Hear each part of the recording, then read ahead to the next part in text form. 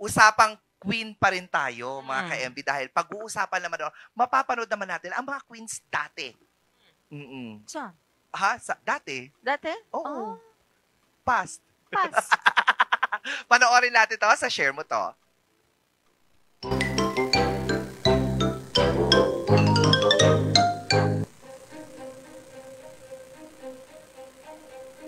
Bago dumating ang mga colonizers yan siya! May mga tao nang ginagalang. Hindi hari, hindi datu.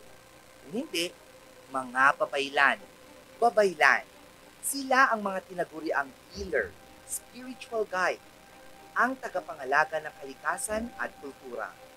Ang mga babaylan raw ang nagsisilbing tulay ng mga tao sa lupa at langit, sa katawan at espiritu. Usually babae. Pero hindi lang babae ang pwedeng maging babaylan. May mga lalaki rin na tumatahak sa daang ito na ang tawag sa kanila ay asog o bayok. Dahil para sa babaylan, hindi gender ang basihan. May abyan o spirits na umaalalay sa kanila sa pag-anito o science. Pinaniniwala ang ginagamit ng mga spirits na ito ang mga tao o babaylan as vessels upang magsilbing tulay sa mundo ng diwata at mga tao.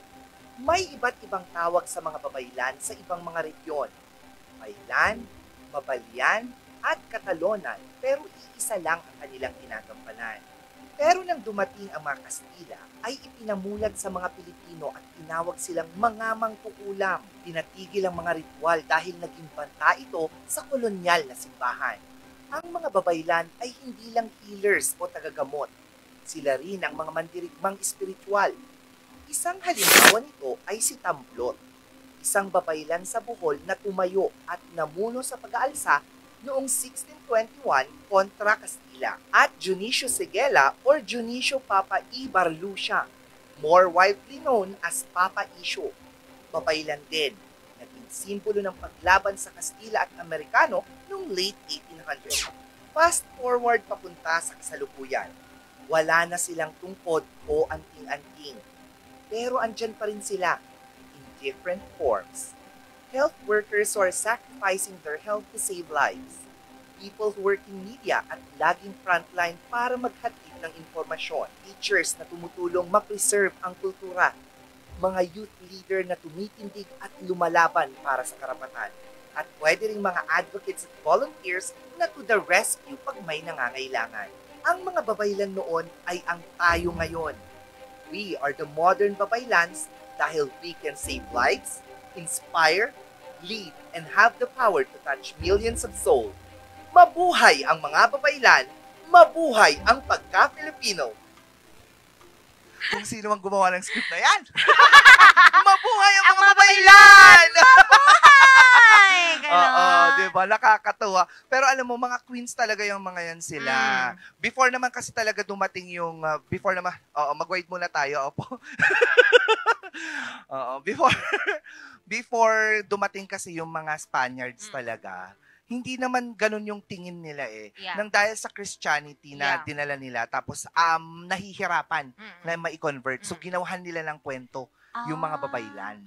I see. Oo, kaya naging pangit yung datingan ng mga babaylan dahil dito.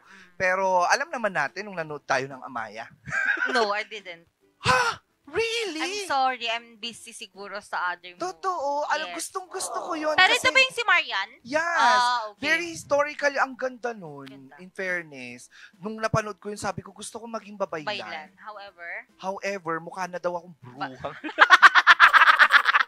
Bruha! Pero meron ka bang alam tungkol sa babaylan? Babaylan, sila talaga yung parang sinasabi daw noon na mangkukulam. Yun yung talagang literal na alam ko noon pa nung bata pa ako. Yeah, mga However, ngayon ko lang nalaman na babaylan is not a mangkukulam. Hindi, nagagamot sila. Spiritista sila Yes. dati. At saka, hindi lang mga kababaihan yan dati. Oo, dati ang mga trans. Meron na? Mm-mm. I see. Yes, oo. Sila yung mga powerful na advocate ng I see. LGBTQIA+ community Mm-mm. bago dumating ang mga mananakop dito sa Pilipinas. Totoo? Ay, oo, sabi ko sa iyo. Bongga. O, tanungin nga natin si Dre kung anong masasabi niya sa mga babaylan na ito. Halika dito. Oo. Hello po. May mga nakanta ka na bang babaylan? May konting idea ako sa history ng Oo. babaylan daw. Pero yeah, totoo na sobrang powerful ng role nila sa society dati. Oo, no? Yeah. Sila yung halos, kung di ako nagkakamali, halos papantay sila sa mga raha. Oo. Yes, ganun sila kataas nun. Akala mo Ganun ba, sila oo, kalala. forward tayo. Alam mo, ganun talaga siya dati. Kaya sabi ko nga sana, ay hindi din, wag naman. Wag naman. Mamaya pag-gising ko, babaylan Oo. na ako.